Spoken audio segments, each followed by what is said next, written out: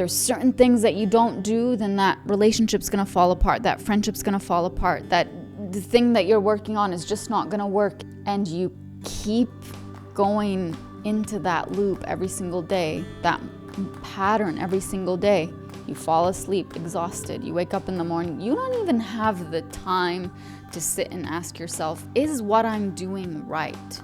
Unless you disrupt the pattern of constantly trying, you will not be able to take genuine time to reflect on what it is that you're trying to get to in the first place.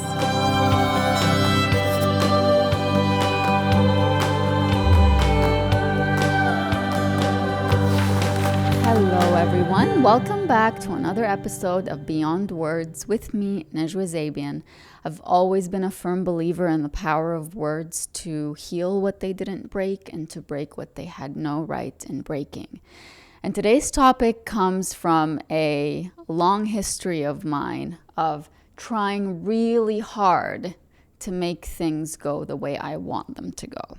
Sometimes the best thing you can do for yourself is to simply stop trying. Stop trying to prove your worth. Stop trying to make them love you. Stop trying to make them see your side of the story. Stop trying to change their minds about what your truth is. Stop trying to defend yourself. Stop trying so hard to keep everything in your life under control.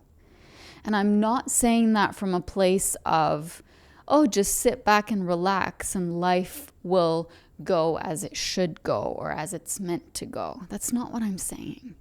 What I'm saying is, if you believe that 100% of the things that happen in your life are 100% the result of your trying, you've left absolutely nothing for the nature of things. What happens is you exert yourself thinking everything is within my control.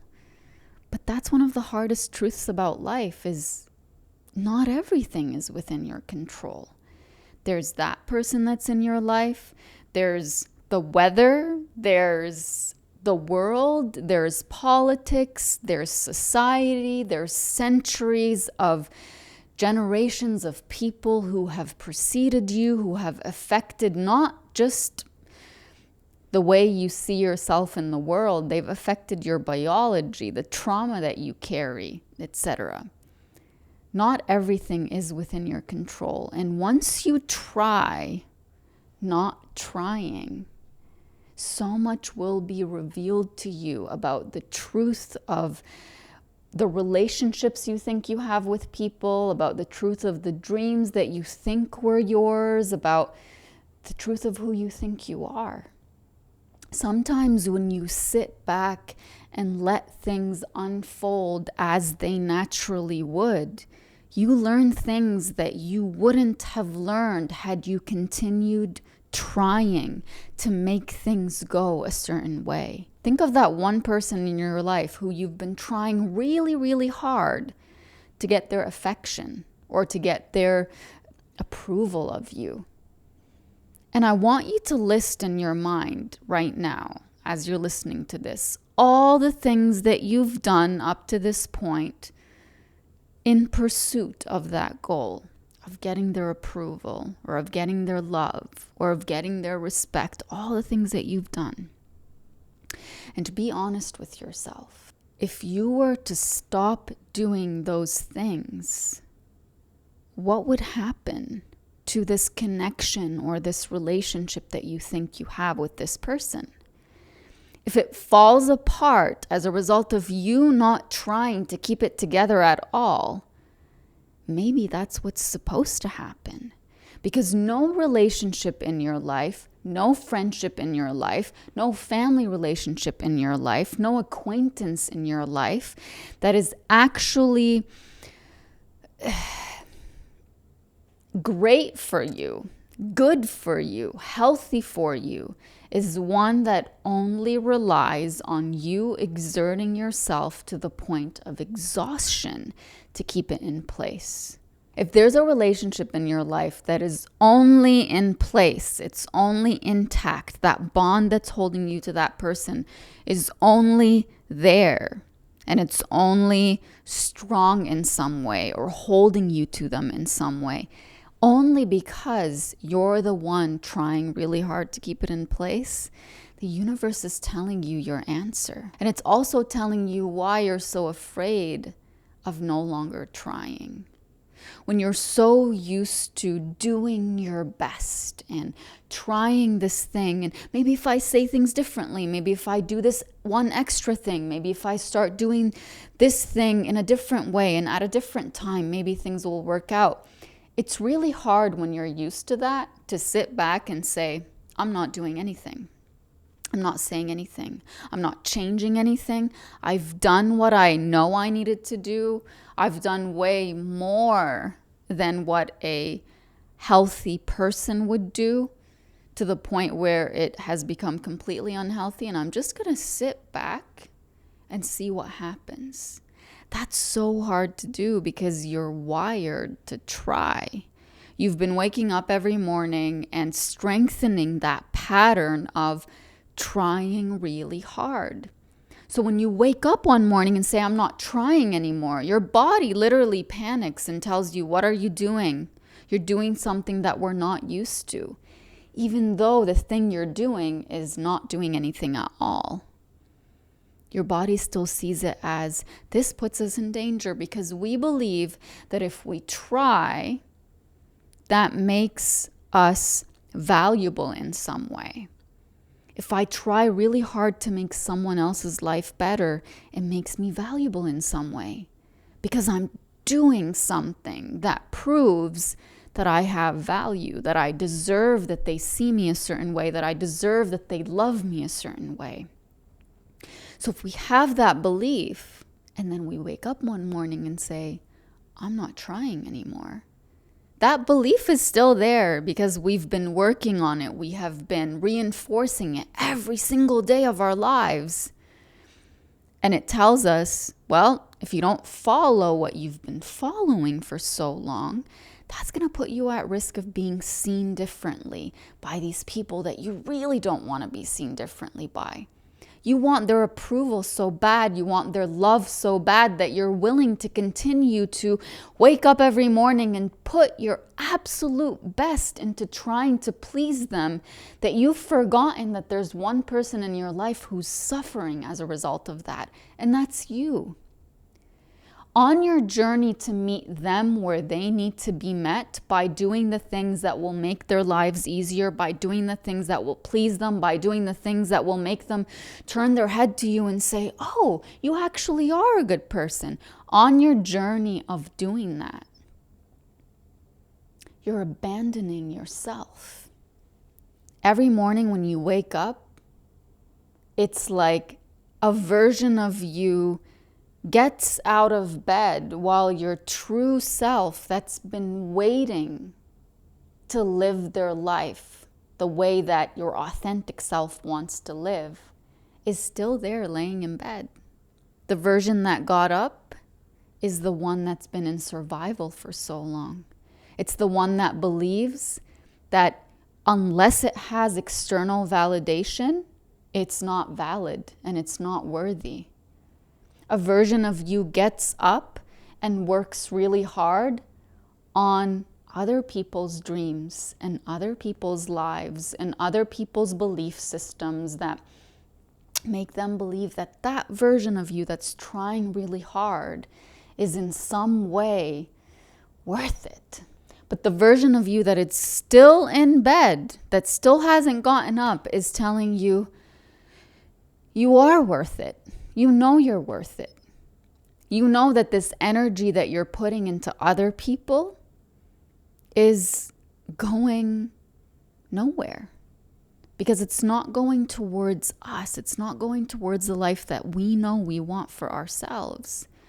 So that version of you that wakes up every morning and gets out of bed and starts doing all these things for other people, it's literally abandoning the authentic version of you that's aching to get up with you and live life with you. That version of you knows exactly what you need to do to please it. It could be eating foods that are actually nourishing to you. It could be spending a little bit of time doing something that you genuinely enjoy. It could be sitting and asking yourself, what do I want to do with my life? What would make me happy? Not just in general, but right now, in this moment, what can I do that would make me happy? But all the energy that you put into trying so hard to get the world around you to give you the validation that you think you need from them when you need it from yourself, all that energy keeps you so exhausted that you forget about the authentic you that's waiting, saying, when is it our time? When you stop trying to please everybody outside of you, that's when the world within you begins to become more and more clear. When you stop trying to convince someone of your worth, that's when your own inner voice wakes up and starts being heard by you. And that voice is saying, you are worth it. We don't need someone from the outside to tell us that. When you stop trying so hard to change people's opinions of you, and you just sit back and you listen to the voice within you, that it's there. It's just that you're not listening to it because you haven't given it any value. You think that the voices outside of you, just because they're louder and just because you have exposed yourself to them for so long, you think that they have more value, but the most powerful voice that you have in your life is your own voice. You just haven't learned to tune into it. You haven't learned to listen to it and to actually believe that what it's telling you is true, unless what it tells you is a negative thing, and then you believe it. Why? Because the negative things echo the negative external things that you've heard about yourself. All the bad beliefs that you had over the years that developed from other people's voices in your life. When you stop trying so hard to change the opinions of the people around you, then you can listen to the voice within you that tells you, you know your truth. You know what you went through. You know what that person did to you. You know what that person said about you. You know what you went through. And above all, you know who you are. You know who you are. You see, when you no longer try to change everything outside of you, the world within you begins to change. Not in a way that says, I'm changing the core of who I am. No. In a way that says, I'm no longer abandoning the core of who I am to get my validation from the world around me. I know the core of who I am. And I'm going to let it lead my life moving forward. I'm going to trust my intuition when it speaks to me. I'm going to learn that discernment, and discernment, by the way, is being able to tell the truth through the murkiness that's around you. Remember that quote that I always go back to that says, murky water is best settled by leaving it alone? Discernment is being able to see through the murky water. And that's why discernment means that you breathe in and breathe out and stop trying to play with the mud, to shake the world around you and say, what's going on? It's to stop panicking about what the actual truth is. You just sit back and you let things settle until you can see clearly. Your intuition is that gentle, sometimes it's not so gentle, sometimes it's like a really strong knowing that comes to you and says, something here isn't right. Don't trust what this person's telling you. Don't trust what your eyes are seeing. There's something deeper to it. And discernment is when you take that information and you decide based on it what to do or not to do. When you stop trying to change the world around you, when you stop trying to make sense of the world around you, when you tell yourself, I'm going to just slow down and let the world and let people reveal themselves to me, you become the most powerful person in your life. Because when you're so busy trying, you have no time to sit and ask yourself, what is the actual truth here? What is actually going on? Am I being taken advantage of? Am I being manipulated? Am I being lied to? Am I being used? You don't get the chance to ask those questions when you're constantly trying. When you don't allow yourself to disrupt the pattern of constantly trying. And so what happens is every morning you wake up, try really hard in every way possible to keep control of everything in your life. You know that if there's certain things that you don't do, then that relationship's going to fall apart, that friendship's going to fall apart, that the thing that you're working on is just not going to work. And you keep going into that loop every single day, that pattern every single day. You fall asleep exhausted. You wake up in the morning. You don't even have the time to sit and ask yourself, is what I'm doing right? Is what I'm doing serving me? Is what I'm doing healthy for me? Is it leading me to the place that I want to be? Unless you disrupt the pattern of constantly trying, you will not be able to take genuine time to reflect on what it is that you're trying to get to in the first place. You're just so addicted to the feeling that you get out of trying really hard and getting that positive reward that your mind thinks it's positive. Someone choosing you as a result of you trying really hard isn't a reward. That's an indication of self-abandonment, because someone choosing you shouldn't be based on how hard you try. It should be based on who you are. And I can already hear the critics saying, but, if everybody's going to say, well, my value is just based on who I am and not what I do for others. There's a difference between doing what you do for someone based on who you are as a person. Like you're a giving person, you're a loving person, so you give and you love, versus putting that giving and loving towards proving to them that you deserve their love. There's a difference there. Someone who sees you for who you are and loves you for who you are will not look at what you have to offer them as the reason that they're loving you. It's who you are. That's the reason they love you. And that's why on days when you can't give your best or close to your best even, and on days when you have nothing left to give, they don't stop loving you.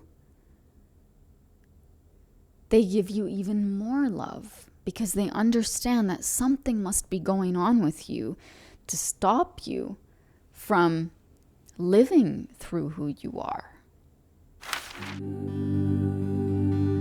It's time for words from me to you. This is from The Only Constant, and it's from the Changes We Need to Make chapter. And there's a whole segment called Stop Trying. For my whole life, I had felt like I lived in the shadows of the woman I was supposed to be. I can't remember any moments when I experienced true internal peace. Any peace I felt was just the absence of turmoil, but never authentic peace. Living in this shadow meant that I didn't truly perceive myself as a separate entity from my family, religion, and culture. Basically, I viewed myself as an extension of those three, and without them, I felt that I wasn't attached to anything. Being expelled by them spelled out danger to me because being attached was one of my fundamental needs as a human. Newsflash, being attached is one of every human's fundamental needs. In his book, The Myth of Normal, Trauma, Illness, and Healing in a Toxic Culture, Dr. Gabor Mate discusses how every human has two fundamental needs: attachment and authenticity. Attachment spells out the need to be connected to an entity, to feel cared for, seen, and heard. Authenticity stands for being who you are and not attaching your worth to what you do. The tragedy is when your attachment is threatened by your authenticity. Basically, behaving authentically can threaten the attachments you have to people you think you need.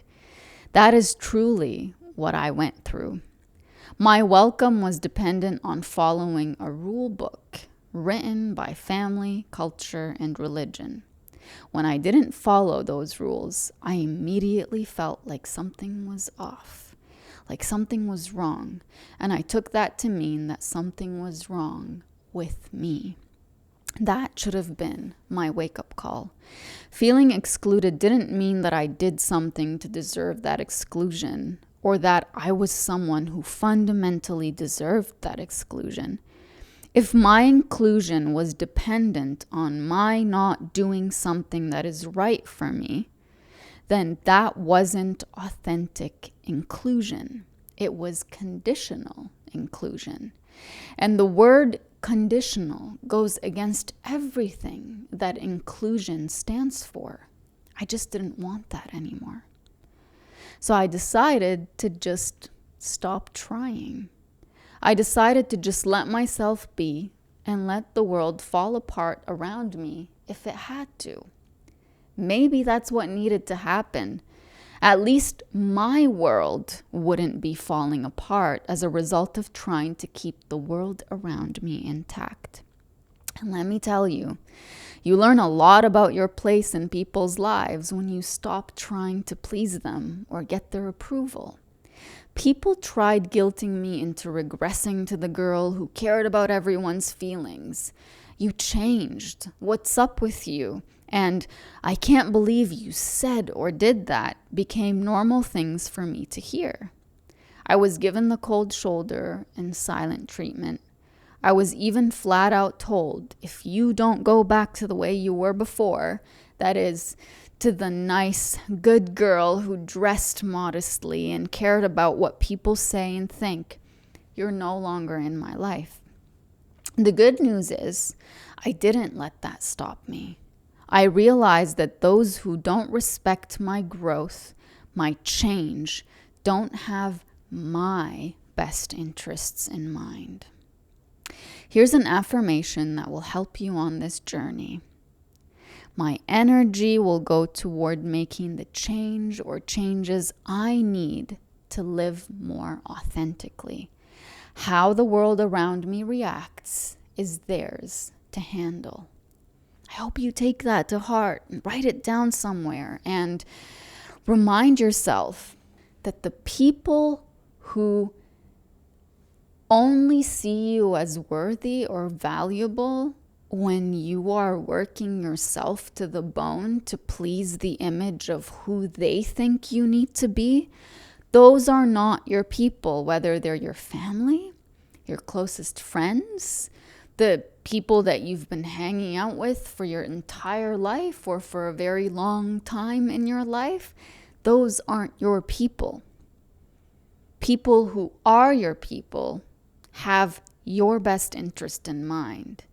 They never ever, whether it's directly or indirectly, make you feel like unless you go back to being the person who is always on a hamster wheel, trying so hard, I'm not going to see you the same way, and I'm not going to love you the same way, and I'm not going to respect you the same way. Then keep your love and keep your respect and keep your approval and let me live my life the way that I want to live my life.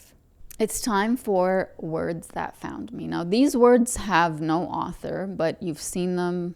They've circulated around for the longest time. But sometimes holding on does more damage than letting go. I know these words seem so simple, but I need you to Think of the things in your life right now that you're holding really tightly onto. People, things, dreams, goals that you just can't seem to let go of, but you know that that's the right thing to do. And tell me how painful that is for you. To fall asleep every night knowing that this thing, this person is really toxic to your well-being, but you feel so stuck you just don't know how to let go. And sometimes the hardest part of letting go is deciding to do it without having the clear answer of what comes next. It's to be unanchored. When you're so used to holding on to something, there's a part of you that will say, but if I let go of this one thing, what am I going to obsess over next? And sometimes the hardest part is letting go and letting yourself feel the lightness of not having to hold on so tightly to someone or something. And I want you to do this exercise with me right now. You see how I'm holding my fists together? Like if you're watching me on YouTube right now, you could probably hear it in my voice if you're only listening. But when you're holding on really tightly to anything in life, the tension that you're feeling is in your arms, it's in your shoulders, it's in your back, it's in your neck. It could be in your entire body where you're feeling that tension because you're trying so hard to not let go of the thing that you're holding on to. And I want you to do that with your physical body. However it is that you feel you are holding on to that thing or person in your life, okay? With all the tension that comes with it. And now I want you to let go and physically feel the relief that happens in your body. My hands are no longer hurting. I can feel tingling in them. My shoulders are no longer so tight. Neither is my back. I'm feeling the aftermath of holding on so tight. But I feel so light. How do you feel? When you visualize all the things you've been trying to do every single day to keep your life in a certain order that you think means it's successful or happy or whatever it is. And think of all the energy that's going into that and tell yourself, I'm releasing it all. I'm letting it all go. I'm cutting all the shackles on me that are holding me in places that are exhausting me, that are not adding any value to my life. Feel the lightness in your body when you think of no longer trying, but also acknowledge the panic that comes with it. And tell yourself, I can get through this. I've gotten through worse in my life, and I can do it again. So I'm going to leave you with these 2 words today. Stop trying. If this episode helped you in any way, please share it with someone that you think it will help. Please engage with it in any way to let the world know that this is work that deserves being listened to so that we can extend more and more healing to everyone. If you have any ideas for topics that you want me to talk about, please let me know. However it is that you reach out to me, you'll find a way, a DM, an email, whatever it is. I hope this episode helped you find healing beyond words, and until next time, have a lovely day.